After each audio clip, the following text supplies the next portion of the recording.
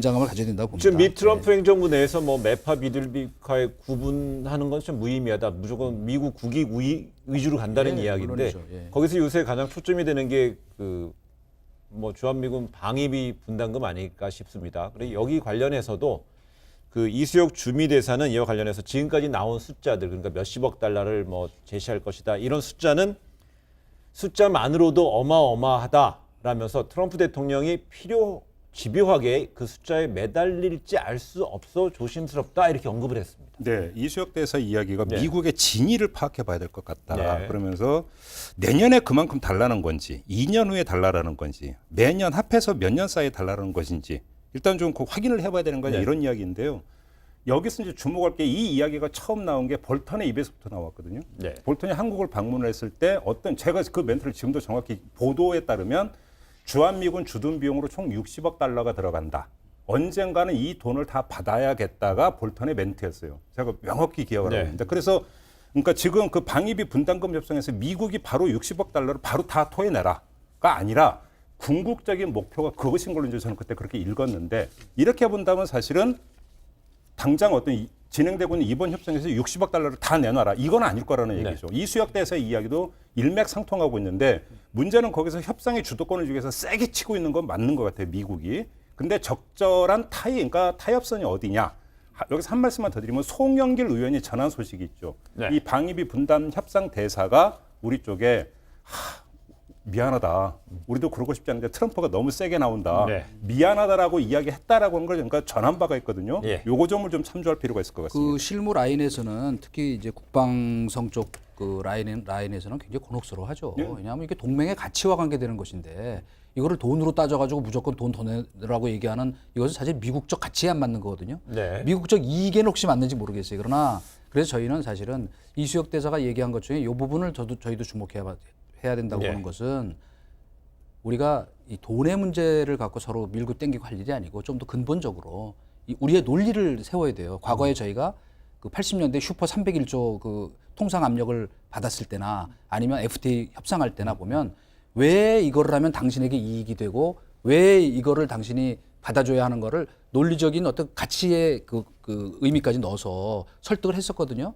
이번에도 사실은 저희가 자꾸 뭐 돈 문제 갖고 밀고 땡기고 하는 게 아니라 좀 더 논리적인 왜 우리가 당신의 방위를 대신해서 안보 부담을 지고 있는가 하는 것들을 좀 더 논리적으로 잘 설명을 해야 미국이라는 나라는 뜻밖의 그런 것들이 굉장히 중요하거든요. 싱크탱크부터 주변부터 그렇기 때문에 이번에 주미대사도 바뀌었으니까 그런 그 작업을 해나가고 그리고 역시 제일 중요한 건 그래도 정상회담이에요. 실무선으로 안 되는 걸 하는 게 정상회담이거든요. 그러니까 그 제가 자랑을 하나 보태면 2008년에 이명박 대통령이 부시 대통령 만나서 이거 뭐 꼭 돈 좀 올리고 그래야 되겠냐 그러니까 5년 동안 동결해줬어요 그냥. 그러니까 사이가 좋으면 이런 것들도 있을 수 있다. 물론 트럼프라는 사람이 매우 독특한 사람이지만 그러니까 정상회담 할 때도 이런 논리를 갖고 와서 직접 맨투맨으로 설득할 수 있는 이것이 정상회교의 힘이다. 이 말을 다시 강조하고 싶어요. 그 말씀에 동의하면서 예. 대통령의 협상력이든 실무팀의 협상력이든 협상력을 높이기 위해서는 국회도 한 목소리를 내야 되고요. 예. 국민 여론이 좀 더 들끓어야 돼요.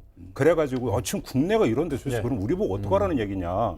이것도 사실은 중요한 건데 그런 점에서 좀 방위비 분담금 협상에 대한 좀 관심이 좀 더 올라가야 될 필요가 있지 않을까. 그 점도 좀 함께 덧붙이겠습니다. 네. 혹시 뭐 광장에서 한미 방위비 분담 부당한 요구에 대해서는 절대 받아들일 수 없다라는 국민적 불만의 목소리가 분출된다면 그러니까요. 워싱턴으로 흘러간다는 그렇죠. 얘기죠? 그러니까 지금 미국 같은 경우도 이제 그 한국 내 어떤 국민적 여론이 어떻게 흘러가는지 상당히 예민하지 않습니까? 예. 저는 그런 점에서 조금보다 그거보다 더 높게, 그다음에 더 많이 이건 안 된다. 이건 너무 심한 거 아니냐라고 하는 것들을 좀 국민적 목소리를 낼 필요가 있고 이걸 받아서 여야가 사실은 싸울 때 싸우더라도 이건 좀 한 목소리를 내줘야 돼요. 그건 참 좋은 말씀이라고 생각하는 게 물론 그렇다고 해서 미 대사관저 막 담 넘어가고 이런 건 곤란하고요. 그러나 이럴 때면 언론도 지금 사설로 비판 많이 하고 있잖아요. 그러니까 여야가 다 같이 이런 거는 정말 초당적 외교를 할 필요가 있다. 그래서 저는 그런 건 좀 아쉽더라고요. 이를테면 그 국방부 쪽이나 그 외교부 쪽에서 뭐 대통령이 하면 더욱 좋지만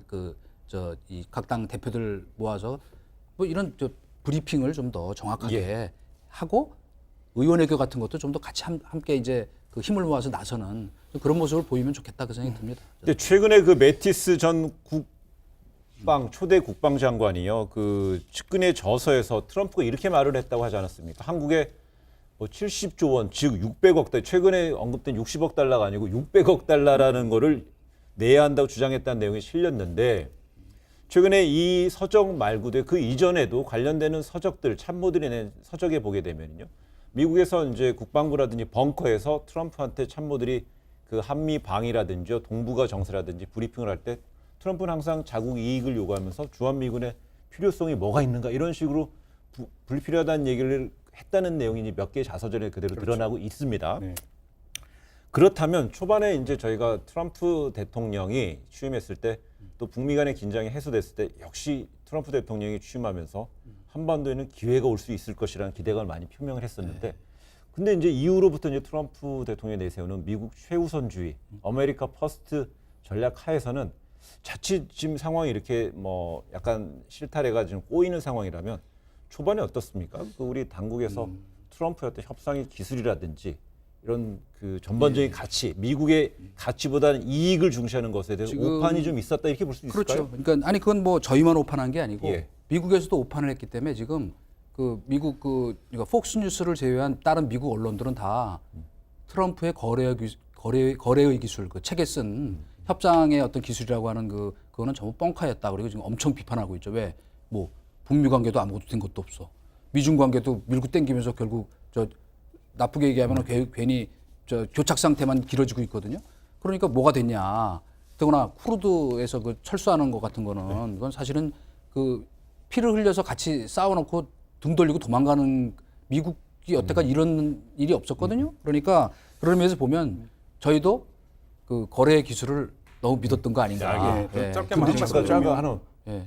뻥합니까 펑합니까 다른 말인 거죠. 그 잘못된 건가요? 그러니까 그러니까 속어죠. 속어. 속어로 뻥친다 그럴 때 그걸 왜 뻥까친다 그러잖아요. 그 얘기한 거죠. 그거 이제 알겠습니다. 물어보고요. 지금 이 저서 같은 경우는 트럼프 집권 초기에 있었던 일을 지금 해놓은 건데 뭐 심지어 한국이 착취하고 있다는 평가까지 예. 나오지 않습니까? 저는 그걸 보면서 느낀 게 두 가지인데 첫째, 트럼프는 너무 뭘 모르고 그냥 질렀다 계속 이야기 자체가 여기 하나가 있고 저는 우리 정부의 대응을 그 반증할 수 있는 사례 두 가지만 짧게 말씀을 드릴게요. 그래서 바로 한미 FTA에 대해서 트럼프가 치고 나왔죠. 그래서 우리가 어떻게 했습니까? 재협상을 했고 수장을 만들었어요. 오히려 이게 더 이상 치지를 못하는 어떤 거 중요한 계기가 됐어요. 저는 우리 정부가 대응을 잘했다고 생각해요. 그다음에 뭐 60억 달러가 아니라 600억 달러 이야기하는데 작년에 방위비 분담금 협상에서 8.9%인가 인상률로 막았거든요.